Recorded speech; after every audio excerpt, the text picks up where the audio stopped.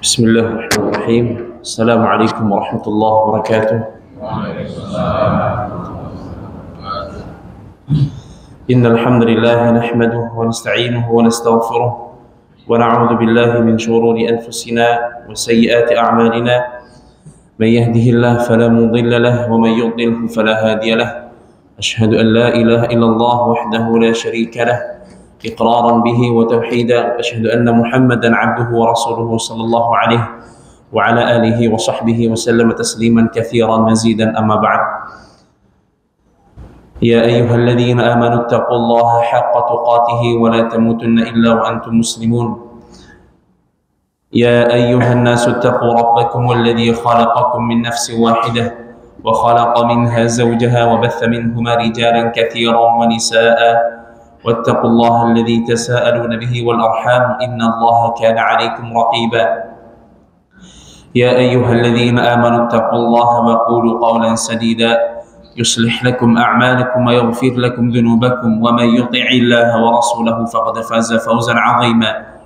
فإن خير الحديث كتاب الله وخير الهدي هدي محمد صلى الله عليه وسلم وشر الأمور محدثاتها فإن كل محدثة في الدين بدعة وكل بدعة ضلالة وكل ضلالة في النار. أما بعد. Kaum muslimin yang semoga senantiasa dirahmati oleh Allah Subhanahu wa taala, puja-puji serta syukur kita senantiasa tercurahkan kepada Rabb semesta alam, Tuhan kita semua, Allah Subhanahu wa taala, yang telah melimpahkan kepada kita begitu banyak nikmat yang apabila kita menghitungnya niscaya kita tidak akan pernah mampu. Kemudian salawat serta salam senantiasa tercurahkan kepada Nabi besar kita tercinta Nabi Muhammad sallallahu alaihi wasallam beserta keluarganya, para sahabatnya dan yang mengikutinya hingga akhir zaman kelak. Kaum muslimin yang semoga senantiasa dirahmati oleh Allah Subhanahu wa taala. Segala puji bagi Allah yang telah mempertemukan kita kembali pada hari ini setelah cukup lama tidak di masjid ini dan tidak mengisi dan tidak ngimam di masjid ini. Maka alhamdulillah, ya, segala puji bagi Allah yang masih mempertemukan kita di sini pada hari ini. Alhamdulillah. Kemudian juga segala puji bagi Allah yang telah memperkenankan kita untuk senantiasa istiqamah di atas Islam, di atas sunnah Nabi Muhammad SAW, di atas ketaatan kepadanya, sehingga Ia memberikan kepada kita taufik agar ya bersemangat untuk pergi ke masjid, sholat subuh dan mendengarkan ceramah pada subuh hari ini. Maka semoga Allah jadikan amalan ini menjadi hapus dosa-dosa kita dan penambah timbangan kebaikan kita di hari kiamat kelak. Amin ya rabbal alamin. Para jamaah sekalian yang semoga senantiasa dirahmati oleh Allah Subhanahu wa taala, segala sesuatu, setiap manusia dengan manusia yang lain itu bisa bertemu dan bisa berpisah, bisa bertemu dan bisa berpisah. Maka kalau kita perhatikan pertemuan dan perpisahan antara seseorang dengan yang lainnya itu kembali kepada 4 bentuk. Yang pertama adalah orang, ya ini kalau kita bagi pertemuan di dunia dan di akhirat. Orang yang bertemu di dunia dan bertemu di akhirat. Orang yang bertemu di dunia dan bertemu di akhirat. Ya. Yang kedua, orang yang saling tidak bertemu di dunia dan di akhirat. Tidak bertemu di dunia dan tidak pula di akhirat. Yang ketiga, antara orang yang bertemu di dunia dan tidak bertemu di akhirat. Yang keempat adalah orang yang tidak bertemu di dunia tapi saling bertemu di akhirat. Kalau bicara pertemuan di akhirat, maka imma surga atau neraka. Apakah pertemuannya di surga atau di neraka? Kemudian di padang mahsyar, apakah saling tolong menolong ataukah saling benci membenci dan saling musuh dan bermusuhan? Maka ini adalah hal yang harus kita pahami. Kenapa? Karena kita tidak tahu ya, kita matinya seperti apa. Kita tidak tahu kita mati dalam keadaan apa. Maka sebelum saya masuk kepada masing-masing bentuk, ya, maka hendaknya atau sebaiknya saya sampaikan betapa pentingnya kita untuk menjaga hidayah sebelum kita masuk ke masing-masing bentuk yang tadi. Kenapa wajib bagi kita untuk senantiasa berusaha untuk menjaga hidayah? Karena pertama kita tidak ada yang tahu matinya kita seperti apa. Maka kita tidak bisa memastikan kita matinya masuk surga atau neraka. Kita baru bisa memastikan atau kita baru tahu kita masuk surga di neraka nanti kalau sudah di alam kubur. Sudah diperlihatkan nih sama Allah, ini neraka. Kemudian malaikat berkata kepadanya, ini nanti tempat kamu. Baru kita yakin kita masuk situ. Na'udzubillah min dzalik. Atau surga, Allah perlihatkan kepada penduduk kubur tersebut, ini surga dan kamu akan masuk situ. Baru kita yakin kita akan masuk surga. Berarti kalau sudah meninggal, sudah mati, selama masih hidup di dunia tidak boleh. Gitu. Jadi kapan kita boleh memastikan masuk surga atau neraka? Kalau sudah mati. Kalau sudah dikasih lihat surga atau neraka. Jadi kita bisa memastikan kita masuk mana, surga atau neraka. Sebelum masuk surga atau neraka, ya ketika di kuburan nanti. Kenapa demikian? Karena ada orang yang pertama dia hidupnya itu dari awal sampai akhir di atas hidayah terus. Bukan berarti dia tidak pernah berbuat maksiat, karena setiap manusia pasti pernah berbuat maksiat. Karena setiap manusia pasti pernah berbuat salah. Karena tidak ada orang yang maksum, tidak ada orang yang lepas dari kesalahan. Bahkan Nabi Muhammad SAW dan para nabi itu bukannya tidak pernah salah. Bedanya para nabi itu pernah melakukan kesalahan, tapi pertama bukan berupa dosa, apalagi dosa besar. Ya. Dan berbeda pendapat para ulama apakah dosa kecil pernah atau tidak. Namun kalau dosa besar nggak pernah, apalagi syirikan. Dan setiap nabi berbuat salah langsung dikasih tahu sama Allah Azza wa Jalla, langsung dikasih tahu, menunjukkan bahwasanya beliau tetap manusia. Makanya seperti misal beliau sallallahu alaihi wasallam sedang berdakwah kepada orang-orang kafir Quraisy, para pembesar-pembesar orang-orang kafir Quraisy. Tiba-tiba datang seorang sahabat yang buta bernama Abdullah bin Umi Maktum, minta untuk diberikan nasihat. Namun Nabi berpaling aja nih. Ada orang datang terus Nabi hanya berpaling aja, turun ayat abasa wa tawalla an ja'ahul a'ma. Dia telah berpaling dan bermuka masam karena telah datang kepadanya seorang yang buta. Bayangkan, itu padahal kesalahan besar nggak? Cuma begini aja, misal lagi bicara sama para pembesar orang-orang kafir dan Nabi itu berharap dengan Islamnya mereka maka para pengikutnya akan ikut gitu. Jadi Nabi punya harapan besar, bukan karena sudah ketemu pejabat nih terus merasa ini orang hebat harus dimuliakan. Bukan seperti itu. Karena Nabi juga punya tujuan syar'i di situ. Itu apa? Kalau mereka beriman, mereka masuk Islam, pengikutnya nanti akan ikut semua. Karena apa? Mereka adalah para pembesar-pembesar yang banyak pengikutnya. Datang orang buta, akhirnya Rasulullah berpaling. Begitu aja turun ayat tuh. Padahal kalau kita lihat ini kesalahan di mana gitu. Tapi itulah Allah Azza wa Jalla menunjukkan Rasulullah SAW itu tidak pernah ya dilepaskan berada di atas kesalahan. Ya. Dan banyak kisahnya itu. Misal ketika Nabi memutuskan tawanan perang Badar, sudah kita bebaskan saja. Ya kan turun jadi udah dibebaskan saja. Kemudian biar dibayar tebusan untuk kita. Turun ayat, maka dalam nabiyyin ayyakuna lahu asra hatta yudkhina fil ardi yuriduna 'arada dunya wallahu yuridul akhirah. Turun ayat untuk kasih tahu Nabi. Dan itu banyak contohnya di Al-Quran. Menunjukkan Nabi SAW adalah orang yang maksum, orang yang dijaga dari kesalahan. Itu orang yang dijaga dari kesalahan. Sehingga ketika beliau itu ada kesalahan langsung dikasih tahu sama Allah Azza wa Jalla. Bukan beliau nggak pernah sama sekali berbuat kesalahan. Secara umum beliau nggak pernah berbuat kesalahan, kecuali sedikit yang memberikan tujuan kepada manusia untuk memberitahu bahwasanya beliau tetap manusia. Namun beliau maksum, dijaga dari kesalahan atau dibiarkan kesalahan sama Allah Azza wa Jalla. Salah langsung dikasih tahu. Imma wahyu Al-Quran turun atau Jibril memberitahu dari Allah Azza wa Jalla kepada Nabi Muhammad SAW. Dan itu banyak contohnya.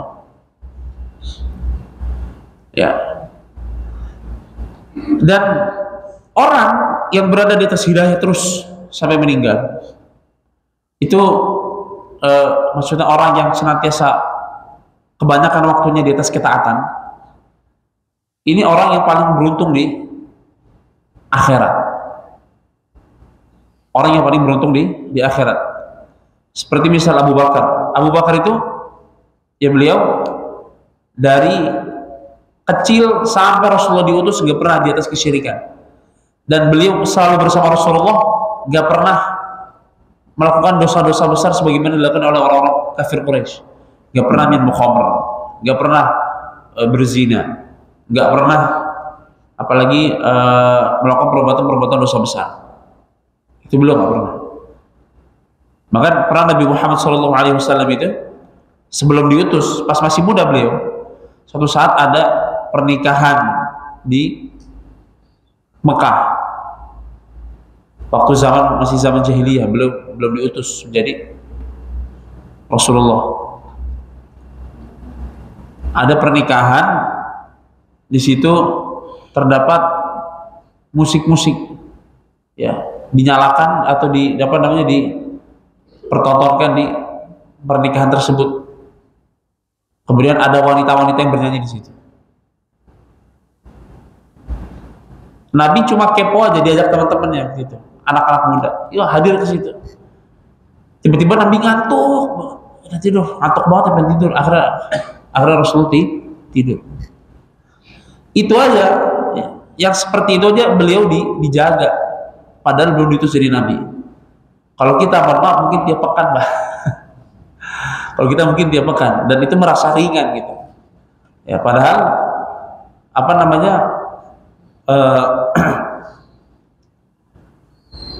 ya perbuatan seperti itu, ya menyalakan musik-musik, apalagi perempuan yang menyanyi, kemudian banyak yang mau membuka aurat ataupun tidak buka aurat tapi musiknya berlebihan, kemudian isi-isinya lagu-lagu seperti itu sebagaimana ya kata Nabi SAW bahwasanya nanti di antara tanda akhir zaman itu adalah zuhurul qainat, munculnya banyak penyanyi wanita. Itu tanda akhir zaman itu, menunjukkan apa? Di zaman Rasulullah nggak ada, di zaman sahabat nggak ada, di zaman tabi'in nggak ada, tabi'in nggak ada.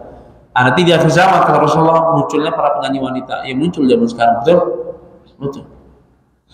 Kemudian dalam sebuah hadis dalam Sahih Bukhari, Rasulullah bersabda, la yakunanna aqwamun min ummati, akan ada nanti di akhir zaman sekelompok dari umatku yastahilluna al-hira wal harir, menghalalkan perzinaan, kemudian sutra bagi laki-laki, wal khamr, dan minum khamr, dan ma'azif, alat-alat musik.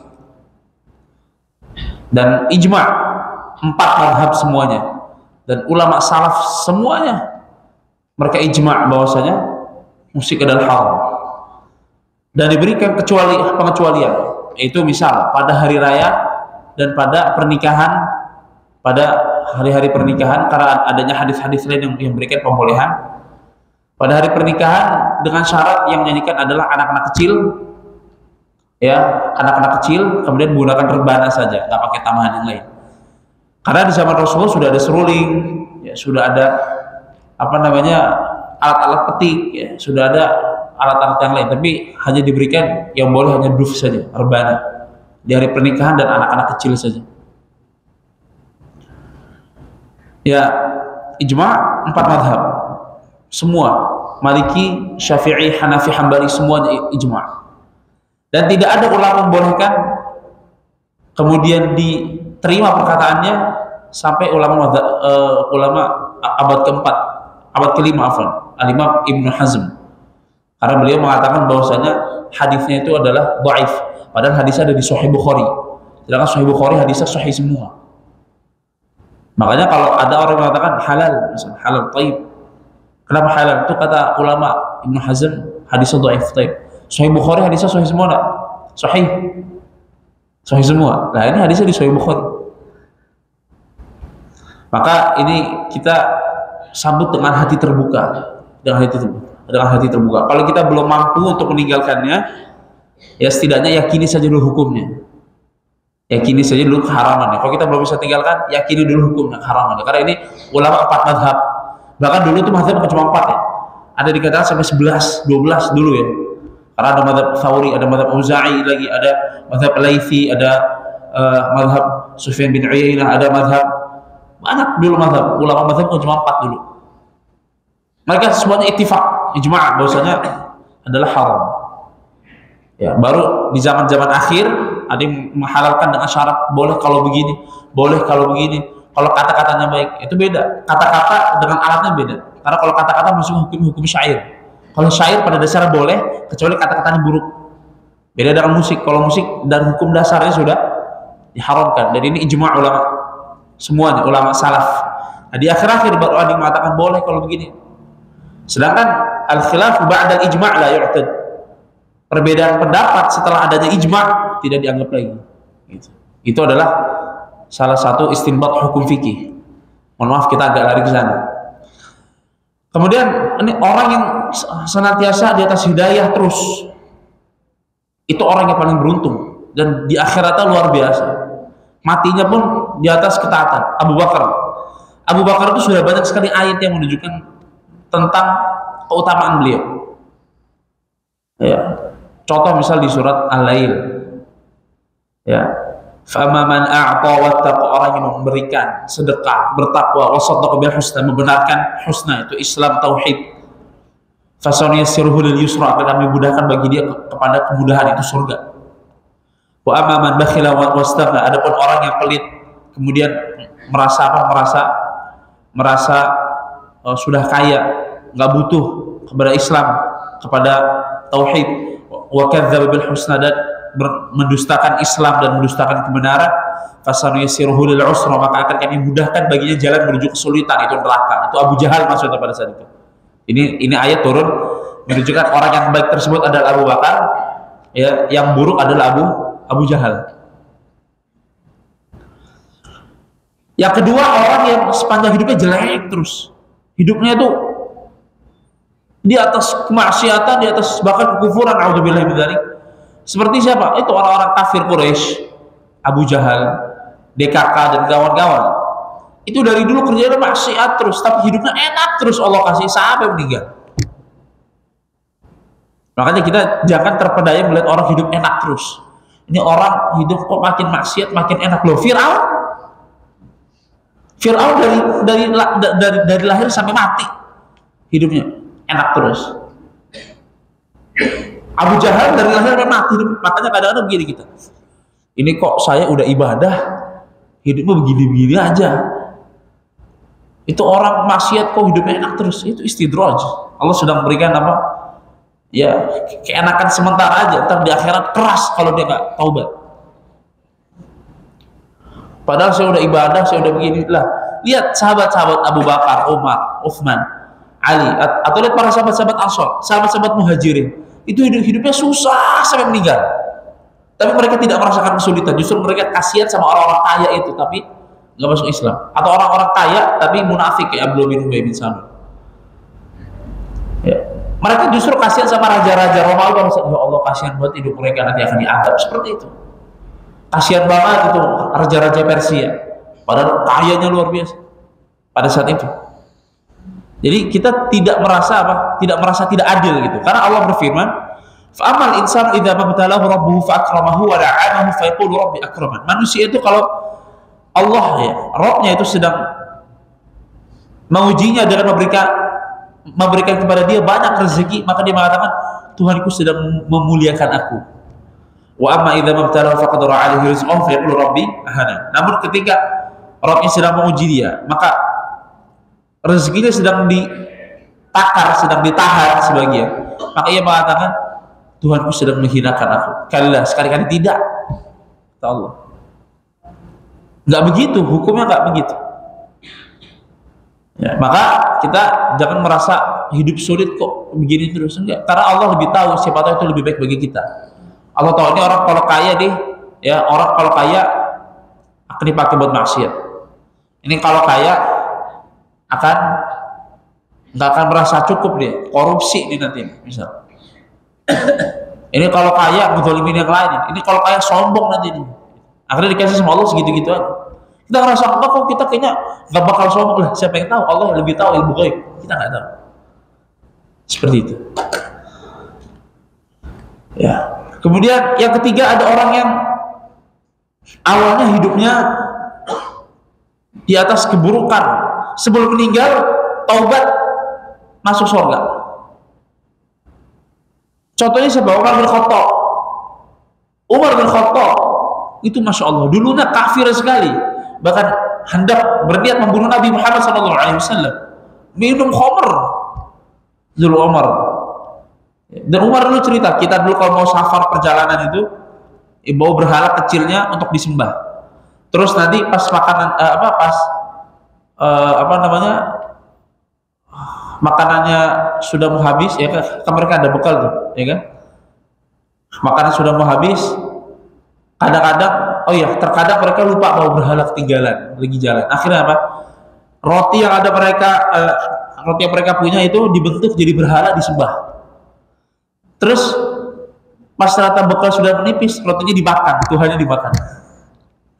Itu dulu cerita Umar bin Khattab sudah masuk Islam tuh ketawa-tawa, dulu kok bodoh kali ya, gak ada otak kali dulu pas masih sebelum masuk Islam, dulu seperti itu ya. Kemudian beliau taubat dan menjadi orang pembela Islam yang paling kuat.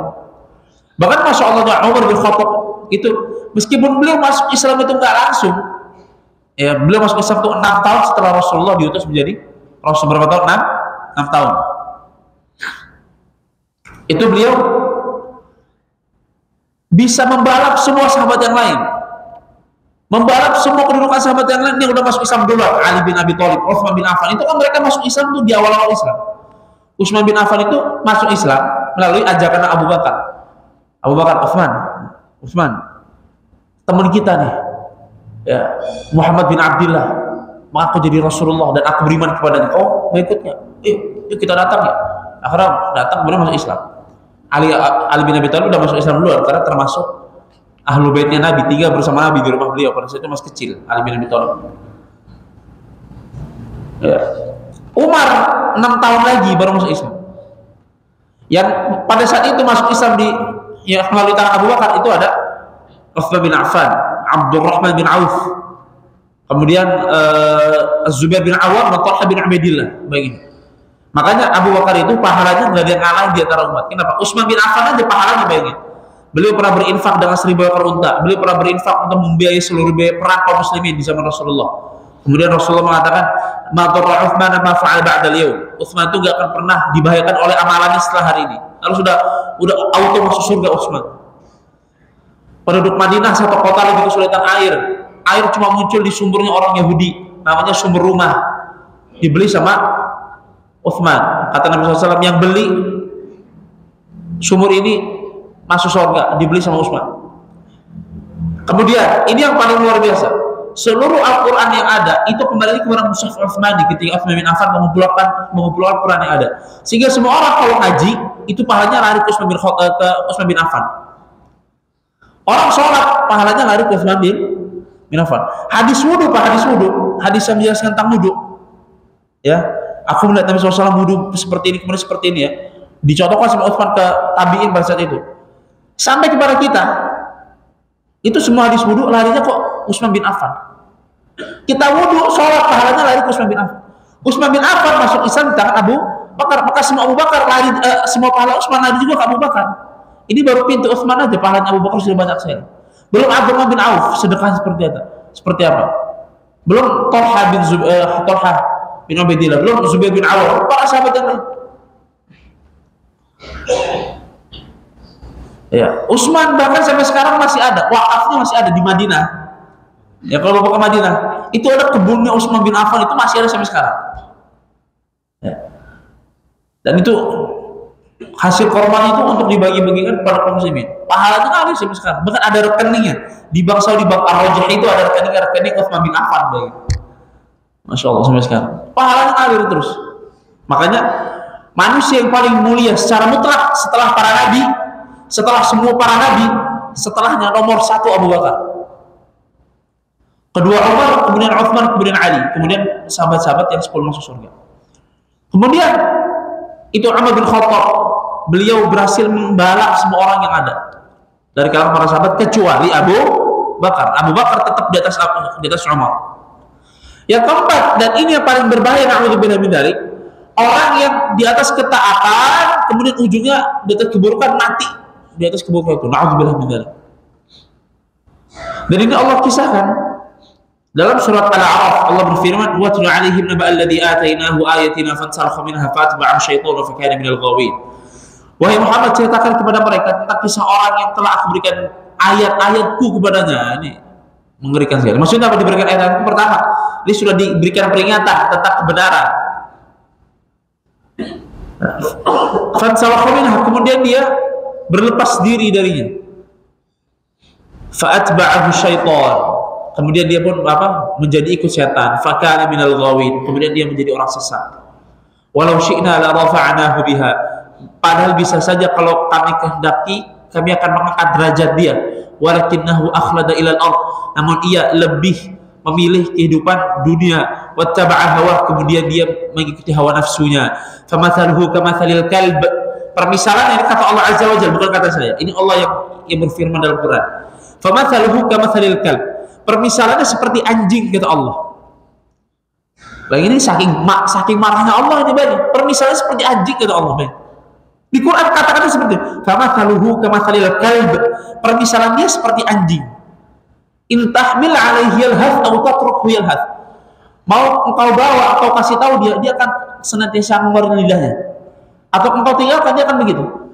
Ada anjing Pak mengeluarkan lidahnya, kita bilang masukin lidahnya, mau dibilang gimana juga tetap akan keluar lidahnya.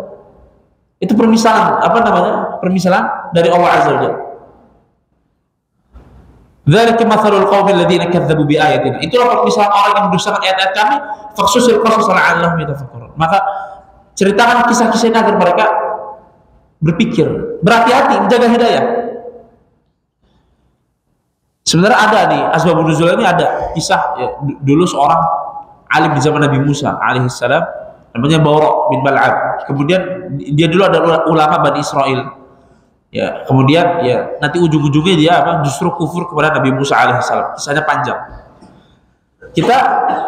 Apa yang mau saya sampaikan adalah bahwasanya kita harus menjaga hidayah.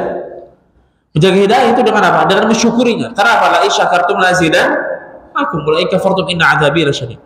Apabila kalian bersyukur akan kutambah, dan apabila kalian kufur akan maka azabku sangat pedih, kata Allah Azza wa Jalla. Ini berlaku pada seluruh nikmat yang ada, seluruh kenikmatan. Ya, semua kenikmatan. Dan nikmat yang paling besar dari Allah Azza wa Jalla adalah nikmat hidayah. Wajib kita syukuri. Gimana pertama cara mensyukurinya? Pertama, ya kita memuji Allah Azza wa Jalla. Alhamdulillah. Makanya kata penduduk surga nanti pas sudah masuk surga, penduduk surga ketika sudah masuk surga, mereka akan mengatakan alhamdulillahilladzi hadana li hadza wa ma kunna linahtadiya laula an hadanallah. Segala puji bagi Allah yang telah memberikan kami hidayah untuk bisa sampai sini, sampai surga. Wa ma kunna linahtadiya laula an hadanallah, dan kita senantiasa tidak akan pernah mendapatkan hidayah kecuali Allah yang memberikan hidayahnya kepada kita semua. Bersyukur, kita yakin ini semua dari Allah Azza wa Jalla. Kita sholat karena Allah. Makanya dulu para sahabat ketika perang, Pak, ketika mau perang nih, ya, dan ketika sedang menggali parit di perang Khandaq, siap-siap perang, mereka itu mengatakan syair. Di antara syair yang mereka katakan adalah Allahumma laula anta mahtadaina wala tasaddaqna wala sallaina. Ini mau perang nih. Ya Allah, Kalau bukan karena engkau, maka kita tidak akan sholat, kita nggak akan sedekah, kita nggak akan dapat hidayah. Jadi kita ini perang ini karena hidayah dari Allah. Seperti itu. Jihad dulu ini karena Allah Azza wa Jalla. Dari Allah, hidayah dari Allah. Yang kedua, yang ketiga berarti ya. Yang ketiga adalah kita berusaha menjaganya dengan melakukan ketaatan. Dicas terus, karena hidayah kalau nggak dicas bisa mati, Pak. HP kalau nggak dicas mati. Hidayah kalau nggak dicas bisa-bisa redup. Naudzubillah min dzalik. Iman itu naik dan turun. Kalau turun terus nggak dinaik-naikin bisa-bisa hilang. Naudzubillah min dzalik. Maksiat terus nggak balik-balik lama-lama keluar betulan. Logout lama-lama, logout bahaya juga nih. Ya, bahaya. Naudzubillah min dzalik. Orang maksiat ya ketemu dengan orang-orang agama lain, masih akhirnya punya loyalitas kepada mereka, akhirnya betulan gak pernah sholat akhirnya. Sedangkan orang gak sholat, kata Rasulullah, man taraka sholat faqad kafar. Kata Nabi Muhammad SAW, barang siapa yang meninggalkan sholat maka dia telah kafir. Perbedaan para ulama, apakah sekali sholat atau beberapa kali sholat, atau sholat Jumat atau sholat secara keseluruhan, itu perbedaan pendapat fikih dan itu panjang pembahasannya. Kalau ulama-ulama Hanabilah bahkan sekali sholat itu udah keluar dari Islam. Itu ulama-ulama Hanabilah. Tapi ini hukum secara umum, bukan untuk vonis orang lain ya. Kalau secara orang pribadi itu nggak boleh divonis kecuali setelah tegak padanya hujjah. Tapi itu pendapat Hanabilah. Tapi jumhur itu enggak. Itu kalau sholat secara umum dia emang nggak sholat gitu. Nah ini bahaya, Pak. Kan gitu, maksiat dikit. Akhirnya mulai lepas sholat di masjid untuk laki-laki. Akhirnya mulai satu sholat ketinggalan, 2, 3 akhirnya nggak sholat betulan. Na'udzubillah min dzalik. Kemudian kita kembali kepada tema kita hari ini sebenarnya adalah bersama di dunia dan di akhirat. Kita selesai jam berapa? Jam berapa? 6:14. Wah, dikit lagi ya. Taib. Ini saya mau mentanbih sebentar, mau mengingatkan sedikit. Ini kalau bunyi ini berarti masuk waktu syuruk ya. Ya kan? Kan kita biasanya waktu syuruk langsung sholat, betul? Sebagian ada yang langsung sholat. Saya pernah lihat tuh, langsung sholat, karena sudah masuk waktu syuruk. Justru itu nggak boleh sholat, Pak. Masuk waktu syuruk itu justru nggak boleh sholat, Bapak Ibu. Ya, waktu syuruk itu adalah waktu yang dilarang sholat. Waktu yang dilarang sholat. Sekali lagi, waktu syuruk adalah waktu yang dilarang sholat. Sampai 10 menit atau 15 menit setelah bunyi tadi baru boleh sholat. Makanya tadi saya tanya, ini bunyi syuruk atau selesai syuruk? Kalau baru syuruk berarti nggak boleh sholat. Karena kadang-kadang kita langsung sholat nih. Nah itu justru nggak boleh sholat di situ. Dan nggak dapat pahala, malah dapat dosa yang ada. Hati-hati. Karena larangan, ada larangannya. Nabi yang melarang. La sholata ba'dal fajri hatta tatlu'a syamsu. Ya, kemudian dari terbit matahari itu setelah selesai terbit baru diperbolehkan sholat. Jadi udah 10 menit setelah bunyi tersebut atau 15 menit baru sholat. Makanya terkadang saya kalau misalnya lagi ngisi di sini Sabtu pagi, habis bunyi saya nggak langsung berhenti. Takutnya langsung berhenti langsung pada sholat. Gitu. Maka mungkin ya kita akhirkan sedikit 10 atau 15 menit lah. Setelah bunyi tadi baru kita selesaikan baru kita sholat. Kita pergi kepada tadi bentuk yang pertama adalah orang-orang yang bertemu di dunia dan di akhirat. Siapakah orang yang bisa bertemu di dunia dan bertemu di akhirat? Itu adalah orang-orang yang berada pada satu akidah yang sama, satu keyakinan yang sama, dan level ketaatannya kurang lebih tidak jauh berbeda. Circle-nya, keyakinannya dia, akidahnya apa? Pertama, agamanya. Kedua, keyakinannya dalam agama tersebut itu akan Allah satukan dia. Bukan berdasarkan kekeluargaan, bukan berdasarkan nasab, bukan berdasarkan temannya di dunia dulu itu siapa, kecuali temannya yang pada satu circle dan satu keyakinan yang sama. Dalilnya banyak dalam Al-Quran. Ada yang contoh bentuknya adalah orang-orang yang saling bertemu di surga. Orang-orang yang saling bertemu di surga ini Masya Allah. Ya, dan ini adalah keluarga yang sangat indah. keluarga yang saling bertemu di surga adalah keluarga sangat nikmat. Sekarang saya tanya, Bapak Ibu semuanya pada mau masuk surga nggak? Mau kan? Pasti dong, ya kan? Mau masuk surga. Kemudian kedua, di surga mau nggak ketemu sama Bapak Ibu kita? Mau, betul. Kemudian mau tidak kita bertemu dengan istri kita? Bertemu dengan anak-anak kita? Mau. Maka kita harus ajak mereka kepada keyakinan yang sama-sama benar, akidah yang benar, dijauhkan dari kesyirikan, ya, senantiasa mengerjakan senantiasa di atas tauhid, menjauhi kesyirikan, mengerjakan sunnah Nabi SAW, menjauhi hal-hal yang baru dalam agama atau bid'ah. Ini bukan kata saya, tapi kata Rasulullah SAW, dan ini sebagaimana dikatakan oleh sahabat Ibnu Mas'ud.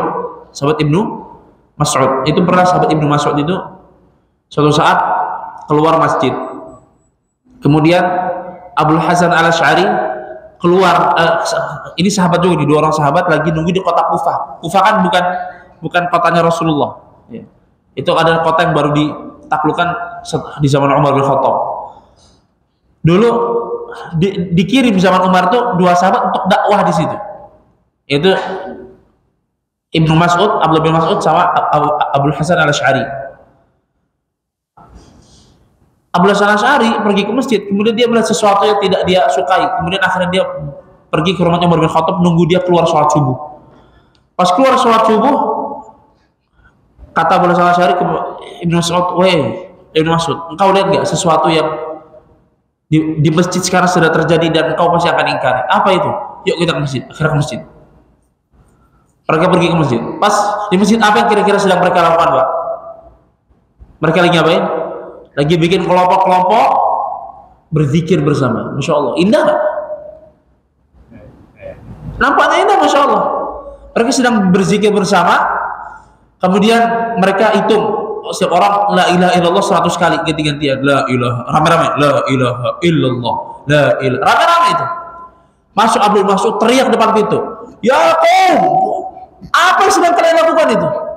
Loh, pada kaget, kenapa ini? Ada apa emang?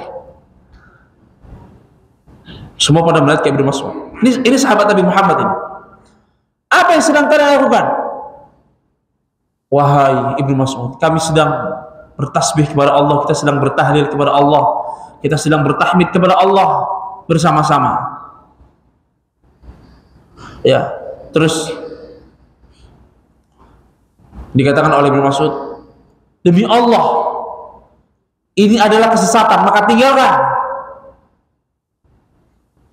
Ya, terus kata Ibnu Mas'ud, "Wallahi innakum la'ala millatin hiya ahda min millati Muhammad sallallahu alaihi wasallam au antum la muftatihu babi dhalalah." Pertama, kemungkinannya hanya dua. Kalian berada di atas agama yang lebih baik daripada agamanya Nabi Muhammad SAW, menunjukkan Rasulullah nggak pernah ngajarin sahabatnya seperti itu. Atau yang kedua, kalian sedang membuka pintu kesesatan. Kemungkinannya cuma dua, kata Ibnu Mas'ud. Pertama, kalian sedang di atas agama yang itu lebih benar dan lebih baik daripada agamanya Nabi Muhammad SAW, dan itu nggak mungkin. Dan yang kedua, kalian sedang membuka pintu kesesatan. Itu kata Ibnu Mas'ud. Kata orang-orang tadi, "Wallahi ma aradna ilal khair." Kami cuma pengen, ini kan baik. Persis. Mohon maaf nih, persis. Ini kan baik. Kita tidaklah menginginkan kecuali kebaikan, kata mereka. Kata Ibnu Mas'ud, "Kam muridin lil khairin lan yusibah." Betapa banyak orang yang menginginkan kebaikan tapi sejatinya dia nggak dapat kebaikan itu.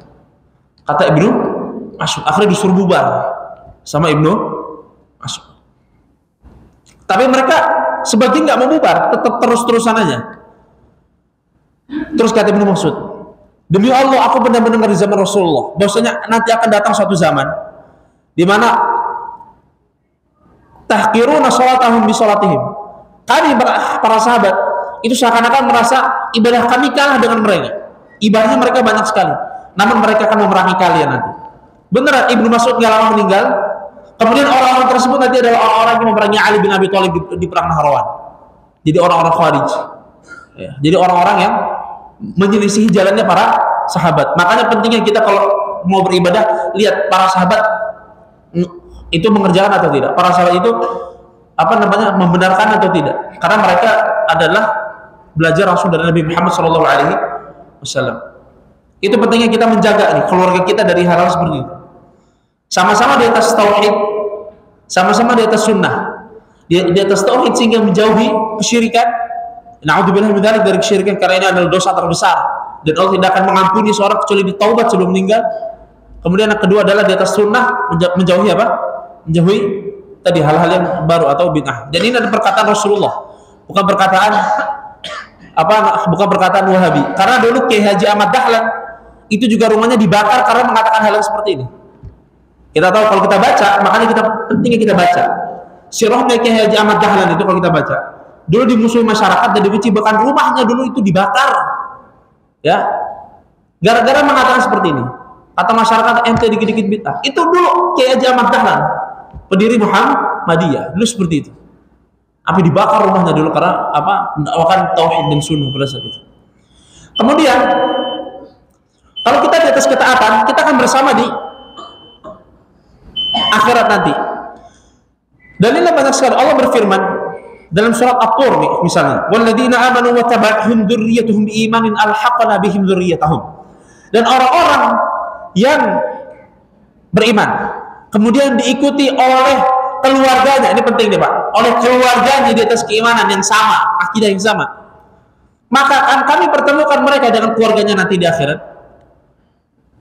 dan kami tidak akan kurangi amalan mereka sedikit pun.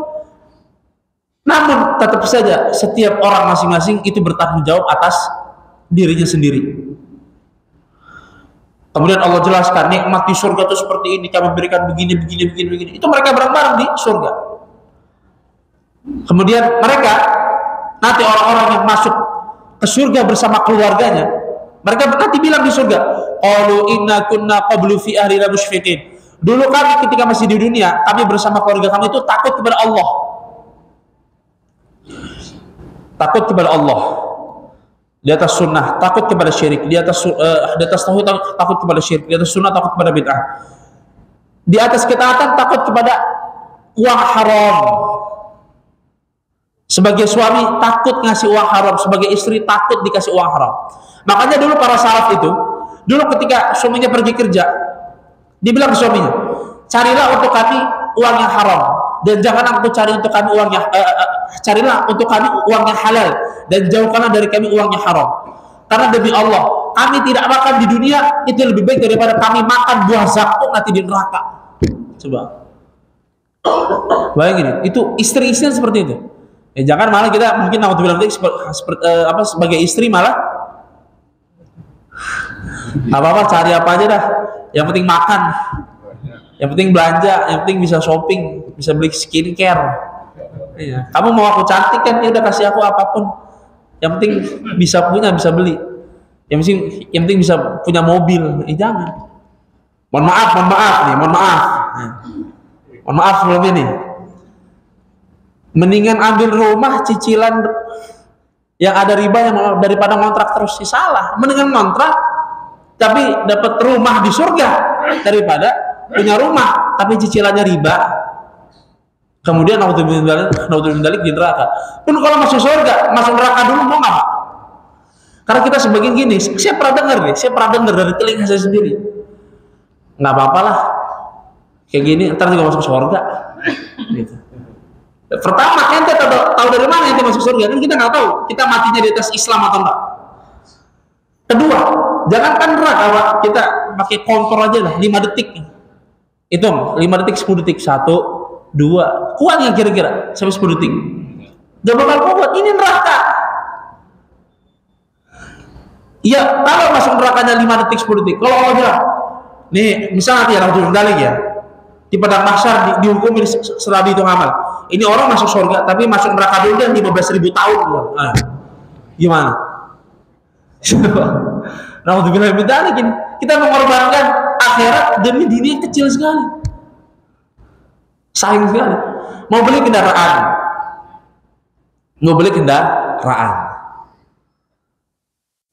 mohon maaf, cicilan, leasing.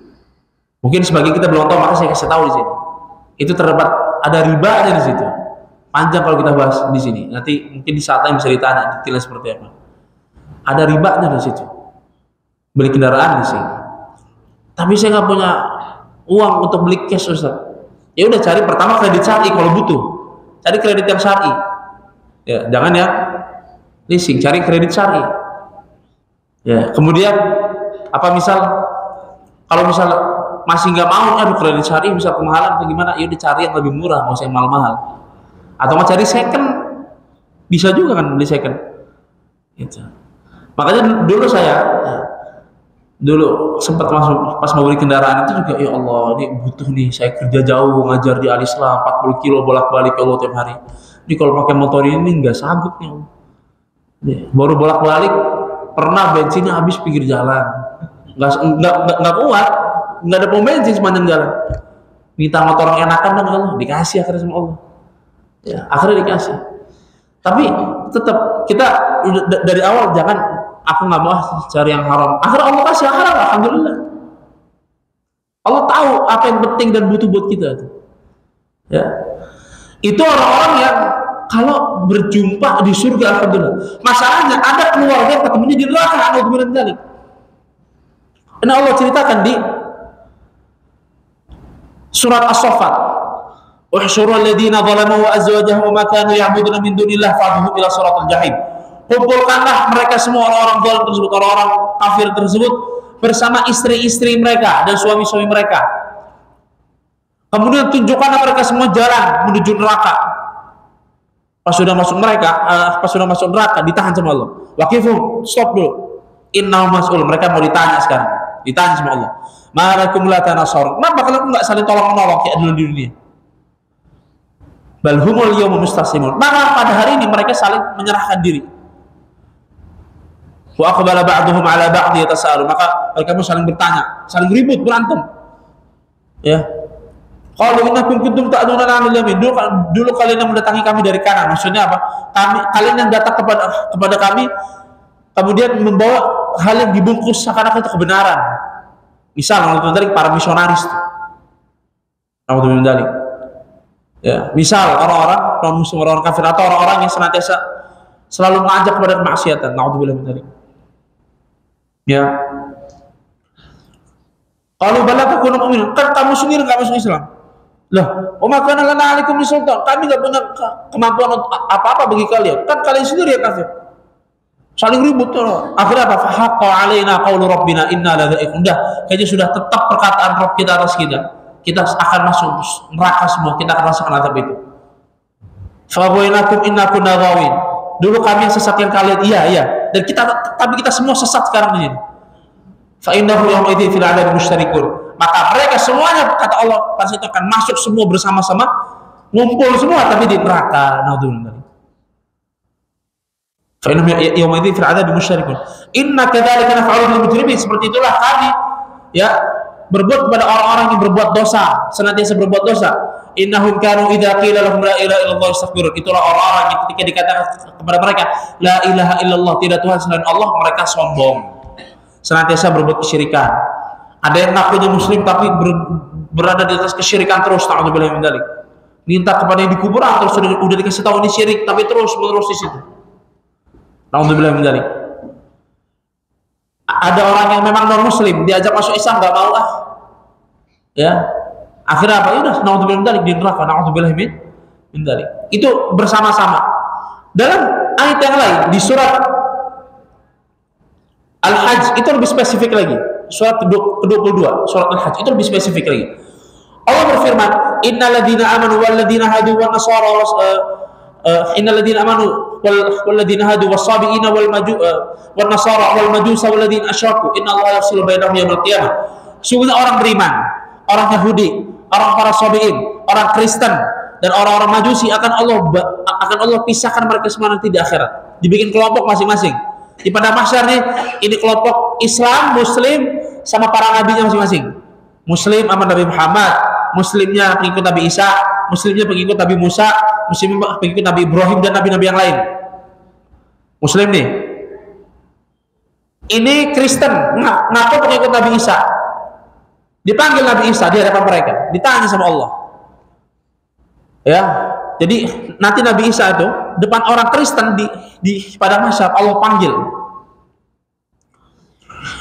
wahai ibnu Maryam Isa, apakah engkau yang dulu mengatakan kepada mereka semua, jadikan aku dan ibuku Tuhan selain Allah? Nah, itu mengerikan sekali itu, Pak. Qala subhanak ma yakunu li an aqula ma laysa li bihaqq. Kata Nabi Isa, maha suci engkau ya Allah, tidak mungkin bagiku untuk mengatakan sesuatu yang tidak berhak bagiku untuk mengatakannya. In kuntu qultuhu faqad alimta. Kalau aku dulu mengucapkannya, kau tahu ya Allah. Aku nggak bohong di sini. Ta'lamu ma fi nafsi wa la a'lamu ma fi nafsik. Engkau tahu apa yang ada pada jiwa kepada diriku, bahwasanya aku nggak bohong dan aku tidak tahu apa yang ada pada dirimu ya Allah. Innaka anta 'allamul ghuyub. Sesungguhnya engkau maha mengetahui yang gaib ya Allah.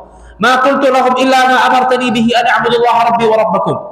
Aku tidaklah mengatakan kepada mereka ya Allah kecuali seperti apa yang engkau perintahkan kepadaku ya Allah, yaitu sembahlah Allah Rabbku dan Rabb kalian. Wa kuntu 'alaihim syahidan ma dumtu fihim, dan aku menjadi saksi atas mereka pada saat aku masih bersama mereka. Falamma tawaffaitani kunta antar raqiba 'alaihim. Ketika engkau terangkat aku, maka engkau yang mengawasi mereka. Aku enggak tahu lagi ya Allah. Wa ta'ala kulli syai'in syahid, engkau maha menyaksikan atas segala sesuatu. In tu'adzibhum fa innahum 'ibaduk. Ya Allah, kalau engkau azab mereka, maka sesungguhnya mereka adalah hamba-Mu ya Allah. Wa in taghfir lahum fa innaka antal azizul hakim. Namun apabila engkau mengampuni mereka, sesungguhnya engkau maha perkasa lagi maha bijaksana. Qala Allahu hadza yawmu yanfa'u as-shadiqina sidq. Pada hari ini adalah hari yang bermanfaat kejujuran bagi orang-orang yang berkata jujur. Akhirnya Nabi Isa masuk surga bersama pengikut yang Islam betulan pada saat itu Hawariyin dan mereka yang tidak menjadikan Nabi Isa sebagai Tuhan, mereka masuk surga. Adapun yang Kristen mengaku pengikut Nabi Isa, miliaran berapa orang lemparin semua ke neraka. Nauzubillah min dzalik. Penyesalan luar biasa itu. Karena apa nanti? Di hari kiamat itu nanti orang-orang itu di padang mahsyar akan diadakan Tuhan-Tuhan selain Allah. Yang menyembah Lata akan ada Lata di situ, Uzza ada di situ. Nabi Isa dihadirkan di situ. Penyembah matahari ada matahari di situ, ada bulan di situ. Penyembah bintang ini ada di situ, penyembah Uzair ada di situ, penyembah Dewa Wisnu Siwa, ya, atau apa segala macam. Kata Allah, ya, innakum wa ma ta'buduna min dunillahi hasabu jahannam. Sesungguhnya kalian dan apa yang dulu kalian sembah selain Allah akan menjadi bahan bakar neraka semua. Antum lahawaridun, kalian semua masuk di neraka. Lau kana haula'i alihatan ma waraduha, kata Allah azza wajalla. Kalau mereka semua adalah Tuhan-Tuhan selain Allah, maka mereka nggak bakal masuk neraka dong. Itu kata Allah di surat Al-Anbiya itu. Wa kullun fiha khalidan, mereka semua kekal di situ semuanya. Kemudian ada yang bilang pada saat itu, Rasulullah, terus gimana dong dengan Isa bin Maryam? Kan nggak mungkin Isa bin Maryam masuk neraka. Kan Isa bin Maryam kan disembah sama orang Kristen. Itu ada yang bilang gitu. Turun ayat, innal ladzina sabaqat lahum minal husna ulaika anhu ba'dun la yasma'una hasisaha wa fi mushtahat anfusuhum khalidun. Namun orang-orang yang telah didahului oleh kebaikan dari kami, itu orang-orang yang mendapat hidayah, itu nggak akan merasakan neraka. Seperti orang Syiah, Rafidhah, nyembah Ali bin Abi Thalib, nyembah Husain. Kalau doa mintanya ke ya Ali, naudzubillah. Wahai Ali, kalau kita mintakan ya Allah, ya kan? Ya, kita nggak ada yang minta ya Muhammad, nggak ada. Kita minta ya Allah. Orang-orang Rafidhah Syiah mintanya ya Ali, ya Husain, kan begitu. Kalau minta madad ya madad itu kan minta pertolongan wahai Husain, naudzubillah min dzalik. Ya, Ali dan Husain masuk surga. Mereka hanya naudzubillah min dzalik. Masuk neraka. Itu bersama-sama. Jadi bersama-sama bisa di surga, bisa di neraka. Ada orang-orang yang bersama di dunia, enggak bersama di akhirat. Tidak bersama di dunia dan tidak bersama di akhirat. Itu orang-orang yang soleh, ya, di dunia dan tidak bertemu dengan orang-orang kafir di dunia. Maka nanti orang-orang soleh dan orang-orang muslim akan masuk surga, dan orang-orang yang non muslim dan orang-orang munafik dan musyrik itu akan masuk pada neraka yang nggak bertemu di dunia. Itu insya Allah bisa difahami. Kemudian yang ketiga adalah orang-orang yang bertemu di dunia nggak bertemu di akhirat. Itu orang misalnya dari orang munafik. Ngaku muslim tapi benci sama Islam. Ngaku munafik tapi bercandanya ngolok-ngolok Islam.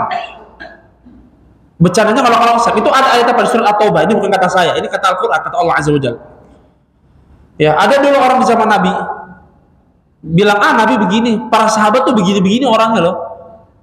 Mereka lagi jalan nih buat ketawa-tawa doang. Turun ayat, wala in sa'atahum la yaquluna innama kunna nakhudhu wa nal'ab. Kalau misalnya kau tanya kepada mereka, wahai Muhammad, mereka akan bilang, kita cuma main-mainnya bercanda doang kok. Persis nggak Pak? Sekarang Nahdlatul Dalik ya bikin stand up yang ngata-ngatain Islam, bikin podcast yang ngata-ngatain Islam. Sebagian orang ya, sebagian ada seperti itu. Bicarakan Islam ketawa, ngata-ngatain syariat Islam ketawa. Lekun mereka bilang kita cuma bercanda kok. Ayatnya begitu. Kata Allah, "Qul," katakan Nabi Muhammad, "Abillahi wa ayatihi wa rasulihi kuntum tastahzi'un." Apakah dengan Allah dan Rasulnya dan ayat-ayat itu ngolok-ngolok? Kata Allah lanjutkan, "La ta'tadiru qad kafartum ba'da imanikum." Janganlah kalian minta maaf karena sungguh kalian telah kafir setelah keimanan kalian. Itu kata Allah Azza wa Jalla, bukan kata saya. Di surat At-Taubah tuh ayat 6465 atau 6566 bisa dilihat. Surat At-Taubah. Halaman kanan sebelah tengah. Ini mengerikan sekali. Ya, adapun dan juga ada lagi kisah ujung orang-orang munafik ini. Mungkin kita akan tutup lebih cepat insyaallah. Orang munafik itu ada kisahnya lagi, Pak. Naudzubillah min dzalik. Itu mereka nanti akan jadi gini, orang-orang tadi kan kita lihat orang-orang Islam dipisah, Kristen, Yahudi kan dipisah. Tapi orang munafik ngumpulnya ke siapa? Mereka ngumpulnya sama orang Islam, Pak. Di padang mahsyar mereka ngumpul sama orang Islam. Nah, pas nanti orang-orang non muslim udah dilemparkan neraka, tinggal orang Islam sudah ditimbang semua amalannya, melewati jembatan Shiratal Mustaqim, ya kan? Nah, orang Islam lewat, di situlah orang munafik susah. Orang munafik melihat kok gelap banget ini, kan neraka kan gelap, kan jembatan Shiratal Mustaqim bawahnya neraka kan gelap, Pak. Makanya dalam hadis itu disebutkan Allah itu menyalakan neraka maka ia menjadi merah 1000 tahun. Kemudian 1000 tahun lagi Allah nyalakan ia menjadi putih, kemudian 1000 tahun lagi Allah nyalakan sehingga menjadi hitam. Itu neraka. Maka neraka itu gelap. Jembatan Shiratal Mustaqim itu gelap, Pak. Orang mukmin pada lewat, orang munafik pada kesulitan. Kata orang munafik, "Unduruna naktabis min nurikum." Tungguin kami dong. Ini di surat Al-Hadid ini. Di surat Al-Hadid. Tunggu kami mau ngambil cahaya kalian juga, karena orang mukmin nanti bawa cahaya sendiri. Baunya seperti apa kan dijelaskan, tapi ayatnya seperti itu. Naktabis min nurikum, kita mau mengambil cahaya kalian. Qila irji'u wara'akum, dikatakan kembali kalian kepada kalian semua, kepada belakang kalian semua. Faduriba bainahum bisurin lahu bab. Kemudian tiba-tiba muncul di hadapan mereka, di antara mereka ada pagar yang ada pintunya. Tiba-tiba ada pagar muncul, buar. Batinuhu fihi rahmah. Dalamnya yang kedepannya itu adalah rahmat, auto masuk surga orang-orang beriman. Wa zahiruhu min qibalihil adab, tapi belakang itu adab semua. Orang-orang munafik yang enggak berhasil masuk. Mereka berkata, "Bukankah dulu kami bersama kalian?" Kata orang munafik tadi. Dijawab sama orang beriman, "Qalu bala." Iya betul. Walakinnakum fatantum anfusakum. Namun kalian sedang memfitnah diri kalian masing-masing, membuat kalian jatuh ke dalam azab. Wa tarabbastum, dan kalian menunggu-nunggu, menunggu-nunggu hancurannya Islam. Wartabtum, dan kalian ragu akan kebenaran Islam. Nih, Pak. Bahayanya ya kita jatuh ke dalam orang munafik. Pertama, kita menjerumuskan diri kita sendiri ke dalam neraka dengan perbuatan-perbuatan kemunafikan. Kedua, kita menginginkan kejatuhan Islam atau sulitnya orang beriman. Kemarin makanya pas Palestina lawan Israel kelihatan tiba-tiba ada orang yang pro Israel tapi katanya Islam. Itu udah naudzubillah gitu. Naudzubillah gitu. Ya kan? Itu kelihatan di saat-saat seperti itu. Wartabtum, dan kalian ragu terhadap Islam.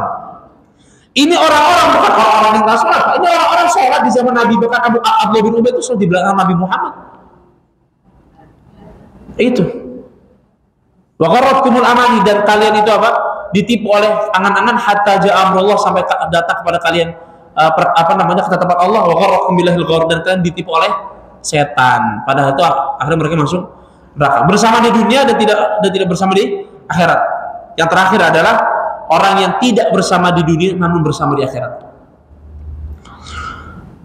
tidak bersama di dunia, namun bersama di akhirat. Itu adalah orang-orang yang tadi di satu akidah yang sama. Orang-orang Kristen di zaman dulu sama orang Kristen nanti sampai akhir zaman bareng-bareng di neraka. Nauzubillah. Apapun nauzubillah Pak, orang yang meninggalkan sholat, kata Nabi Muhammad SAW, orang yang meninggalkan sholat itu bersama Fir'aun, Haman, Qarun dan Umayyah bin Khalaf. Ini kata Nabi Muhammad ini. Orang yang meninggalkan sholat itu bersama Fir'aun, Haman, Qarun dan Umayyah bin Khalaf. Umayyah bin Khalaf itu adalah orang kafir yang mendustakan Nabi Muhammad SAW di kalangan orang kafir Quraisy. Adapun orang-orang yang beriman dalam sebuah hadis, yang Anas bin Malik ketika meriwayatkan ini belum mengatakan ini adalah hadis yang paling aku gembira untuk mendengarkannya dan menyampaikannya kepada kalian. Apa itu? Tiba-tiba ada datang orang Arab Badui kepada Rasulullah. Wahai Rasulullah, kami nggak punya amal apa-apa. Maka seperti apa? Maka kata Rasulullah, al-mar'u ma'a man ahabba. Seseorang itu nanti akan bersama dengan siapa yang dia cintai. Nah itu. Maka kata Anas bin Malik, aku tidak beramal seperti Abu Bakar dan Umar, namun aku mencintai mereka dan mencintai Rasulullah, maka aku berharap aku pun bisa bersama mereka. Caranya seperti apa bersama Rasulullah? Jelas ayatnya di surat An-Nisa sebagai penutupan pertemuan kita hari ini. Allah berfirman, wa may yuti'illah war rasul fa ulaika ma'al ladzina an'ama Allahu 'alaihim minan nabiyyin was-siddiqin wasyuhada'i was-shalihin. Sesungguhnya orang-orang yang taat kepada Allah dan Rasulnya, mereka lah orang-orang yang bersama para nabi, as-siddiqin, orang-orang yang membenarkan para nabi dan ketuanya adalah Abu Bakar As-Siddiq, wasyuhada, dan orang-orang yang mati syahid dan ketuanya adalah Hamzah bin Abdul Muttalib, was-shalihin, dan orang-orang saleh dan ketuanya adalah para sahabat. Wa hasuna ulaika rafiqa, dan itulah sebaik-baik teman di dunia dan di akhirat. Dzalikal fadlu minallah, itulah keutamaan dari Allah. Wa kafa billahi alima, dan cukuplah bagi Allah yang tahu. Maka dari itu semoga Allah jadikan kita semua orang-orang yang senantiasa di atas ketaatan, di atas tauhid, di atas sunnah, orang-orang yang senantiasa kalau bermaksiat langsung meminta ampun kepada Allah Azza wa Jalla, langsung beristighfar kepada Allah, meminta ampun dan tidak bermudah-mudahan dalam maksiat, yang menjadi orang-orang yang bersama-sama membenahi keluarga kita, Pak. Ini wasiat sebenarnya untuk diri saya sendiri dan untuk kita, untuk senantiasa memperhatikan keluarga kita. Jangan dibiarkan yang di atas maksiat, jangan dibiarkan yang pacaran, suruh nikah kalau nggak putusin, mohon maaf Bapak Ibu, anak yang pacaran suruh nikah atau nggak putusin, gitu ya. Bapak-bapak yang istrinya kalau keluar masih belum pakai kerudung, atau yang pakai kerudung tapi tangannya kebuka. Kadang-kadang ada pakai kerudung tapi tangannya terbuka. Ya, baik dengan tetangga ataupun dengan ipar sendiri, tetap harus menggunakan kerudung. Ya. Kemudian ya keluarga bapak-bapak atau ibu-ibu yang mohon maaf masih lihat suaminya judi misal, atau slot misal, atau mohon maaf bapak-bapak ya, mohon maaf ngerokok. Semoga Allah mudahkan kita untuk bertaubat. Amin ya rabbal alamin. Semoga Allah jadikan kita istiqomah di atas kebenaran, di atas ketaatan sampai meninggal dunia kita semua bersama dengan keluarga kita semua di dunia dan di akhirat bersama-sama di surga. Amin ya rabbal alamin. Jazakumullahu khairan, barakallahu fikum. Wabillahi taufiq wal hidayah wa ridha wal inayah. Assalamualaikum warahmatullahi wabarakatuh.